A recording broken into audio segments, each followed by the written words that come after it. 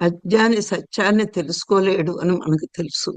జ్ఞాని సత్యాన్ని తెలుసుకోగలడు, తెలుసుకోవడానికి ఆసక్తి చూపిస్తాడు జ్ఞాని.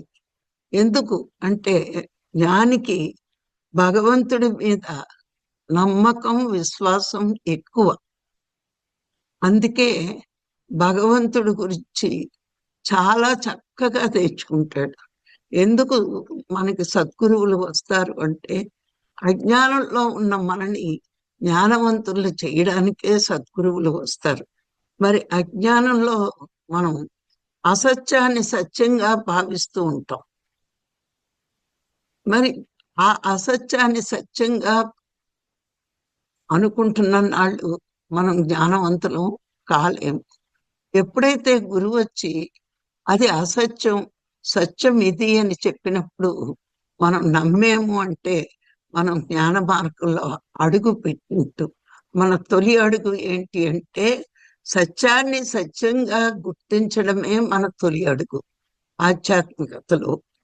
ఇప్పటి వరకు పూజలు చేసిన, తీర్థయాత్రలకు వెళ్ళినా, గుళ్ళు తిరిగినా, పురాణ కాలక్షేపాలు చేసిన ఆధ్యాత్మికతలో ఉన్నట్టుగా భావిస్తారు, కానీ వాళ్ళు లేరు. ఎందుకు అంటే అసత్యాన్ని నమ్ముకున్నారు. అసత్యం అంటే మరి సత్యం కాని దాన్ని సత్యం అనుకోవడమే.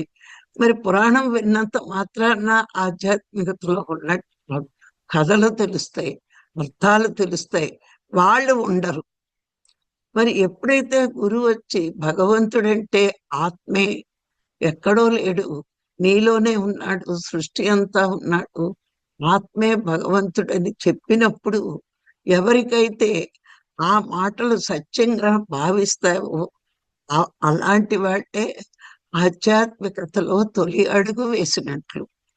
ఇప్పటి వరకు ఆధ్యాత్మికతలో ఉన్నాము అనుకోవడం అది అజ్ఞానమే అవుతుంది. అయితే అక్కడ గురువు చెప్పే బోధ వల్ల మరి ఆ జ్ఞానికి ఆ నమ్మకం, విశ్వాసం, అచంచలమైన భక్తి ఏర్పడతాయి.